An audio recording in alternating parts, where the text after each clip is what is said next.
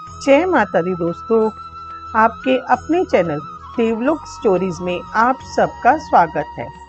आज हम आपके लिए दुर्गा कवच लेकर आए हैं, जिसे देवी कवच भी कहा जाता है। दुर्गा कवच मार्कंडे पुराण का हिस्सा है। दुर्गा माँ हमें बुरी परिस्थितियों से लड़ने का साहस प्रदान करती है। माँ दुर्गा कवच स्थापित करते ही व्यक्ति के आसपास के आभा मंडल में एक सुरक्षा कवच बन जाता है। दुर्गा कवच व्यक्ति की असुरी शक्तियों से रक्षा प्रदान करता है, व्यक्ति के सभी रोगों से संरक्षण करता है, सकारात्मक ऊर्जा का प्रवाह बढ़ाने में सहायक है।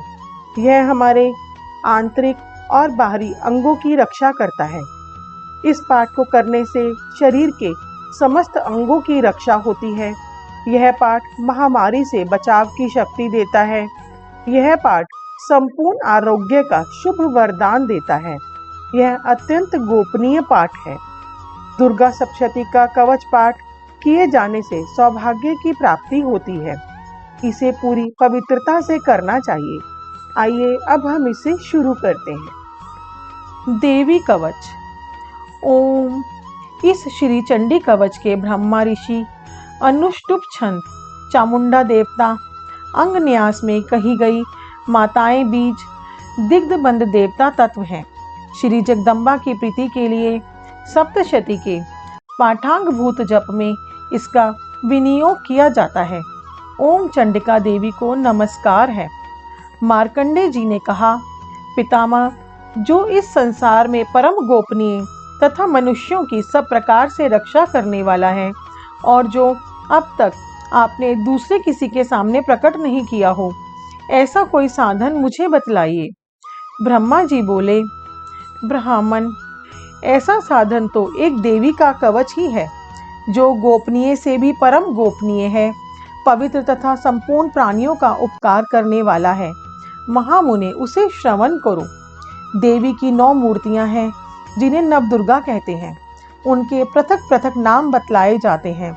प्रथम नाम शैलपुत्री है, दूसरी मूर्ति का नाम ब्रह्मचारिणी है, तीसरा स्वरूपा चंद्रघंटा के नाम से प्रसिद्ध है, चौथी मूर्ति को कुष्मांडा कहते हैं, पांचवी दुर्गा का नाम स्कंद माता है, देवी के छठे रूप को कात्यायनी कहते हैं, सातवां कालरात्रि और आठवां स्वरूप महागौरी के नाम से प्रसिद्ध है, नवीं दुर्गा का नाम सिद्धिदात्री है।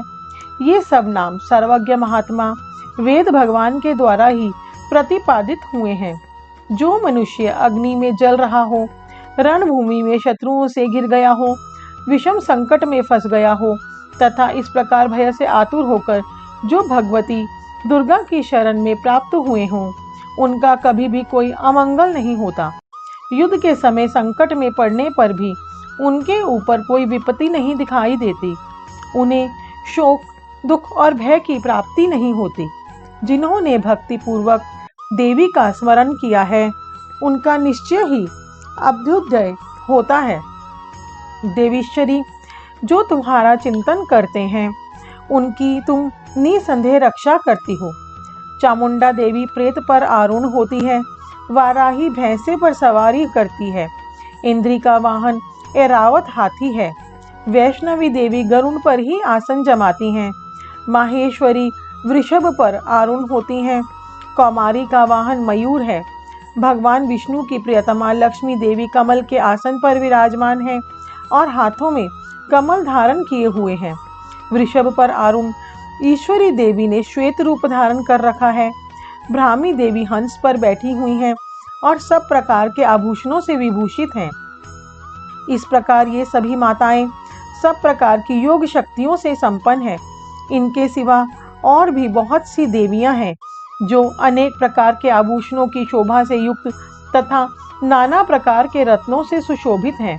ये संपूर्ण देवियां क्रोध में भरी हुई हैं और भक्तों की रक्षा के लिए रथ पर बैठी दिखाई देती हैं। ये शंख, चक्र, गदा, शक्ति, हल और मुसल, खेटक और तोमर, परशु तथा पाश, कुंत और त्रिशूल एवं उत्तम शांग धनुष आदि अस्त्र शस्त्र अपने हाथों में धारण करती हैं। दैत्यों के शरीर का नाश करना, भक्तों को अभयदान देना और देवताओं का कल्याण करना, यही उनके शस्त्र धारण का उद्देश्य है। महान रौद्र रूप, अत्यंत घोर पराक्रम, महान बल और महान उत्साह वाली देवी, तुम महान भय का नाश करने वाली हो, तुम्हें नमस्कार है। तुम्हारी ओर देखना भी कठिन है। शत्रुओं का भय बढ़ाने वाली जगदम्बिके, मेरी रक्षा करो। पूर्व दिशा में ऐन्द्री, मेरी रक्षा करो। अग्नि कोण में अग्निशक्ति, दक्षिण दिशा में वाराही तथा नैऋत्य कोण में खड्गधारिणी, मेरी रक्षा करे। पश्चिम दिशा में वारुणी और वाव्य कोण में मृग पर सवारी करने वाली देवी, मेरी रक्षा करे। उत्तर दिशा में कौमारी और ईशान कोण में शूलधारिणी देवी रक्षा करे। ब्राह्मणी, तुम ऊपर की ओर से मेरी रक्षा करो और वैष्णवी देवी नीचे की ओर से मेरी रक्षा करे। इस प्रकार शव को अपना वाहन बनाने वाली चामुंडा देवी दसों दिशाओं में मेरी रक्षा करे। जया आगे से और विजया पीछे की ओर से मेरी रक्षा करे। वाम भाग में अजिता और दक्षिण भाग में अपराजिता रक्षा करे। उद्योगिनी शिखा की रक्षा करे। उमा मेरे मस्तक पर विराजमान होकर रक्षा करे। ललाट में मालाधरी रक्षा करे और यशस्विनी देवी मेरी बोहों का संरक्षण करे। बोहों के मध्य भाग में त्रिनेत्रा और नथनों की यम घंटा देवी रक्षा करे। दोनों नेत्रों के मध्य भाग में शांगिनी और कानों में द्वारवासिनी रक्षा करे। कालिका देवी कपोलों की तथा भगवती शांकनी कानों के मूल भाग की रक्षा करे। नासिका में सुगंधा और ऊपर के होंठ में चर्चिका देवी रक्षा करे। नीचे के होंठ में अमृतकला तथा जीवा में सरस्वती देवी रक्षा करे। कौमारी दांतों की और चंडिका कंठ प्रदेश की रक्षा करे। चित्रघंटा गले की घंटी की और महामाया तालू में रहकर रक्षा करे। कामाक्षी ठोड़ी की और सर्वमंगला मेरी वाणी की रक्षा करे। भद्रकाली ग्रीवा में और धुरंधारी पृष्ठवंश में रहकर रक्षा करे। कंठ के बाहरी भाग में नीलग्रीवा और कंठ के नली में नलकुबरी रक्षा करे। दोनों कंधों में खंडिंगिनी और मेरी दोनों भुजाओं की वज्रधारिणी रक्षा करे। दोनों हाथों में दंडिनी और उंगलियों में अंबिका रक्षा करे। शूलेश्वरी नखों की रक्षा करे। कुलेश्वरी कुक्षी में रहकर रक्षा करे। महादेवी दोनों स्तनों की और शोक विनाशिनी देवी मन की रक्षा करे। ललिता देवी हृदय में और शूलधारिणी उदर में रहकर रक्षा करे। नाभि में कामिनी और गुहा भाग की गुहेश्वरी रक्षा करे। पूतना और कामिका लिंग की और महिषवाहिनी गुदा की रक्षा करे। भगवती कटी भाग में और विंध्यवासिनी घुटनों की रक्षा करे। संपूर्ण कामनाओं को देने वाली महाबला देवी दोनों पिंडलियों की रक्षा करे। नारसिंगी दोनों घुंडियों की और तेजसी देवी दोनों चरणों के पृष्ठभाग की रक्षा करे। श्री देवी पैरों की अंगुलियों में और तलवासिनी पैरों के तलुओं में रहकर रक्षा करे। अपनी दाढ़ों के कारण भयंकर दिखाई देने वाली दृष्टा कराली देवी नखों की और ऊर्ध्वकेशिनी देवी केशों की रक्षा करे। रोमावलियों के छिद्रों में कौबेरी और त्वचा की वागीश्वरी देवी रक्षा करे। पार्वती देवी रक्त, मज्जा, वसा, मांस, हड्डी और मेद की रक्षा करे। आंतों की कालरात्रि और पित्त की मुकुटेश्वरी रक्षा करे। मूलाधार आदि कमल कोशों में पद्मावती देवी और कफ में चूड़ामणि देवी स्थित होकर रक्षा करे।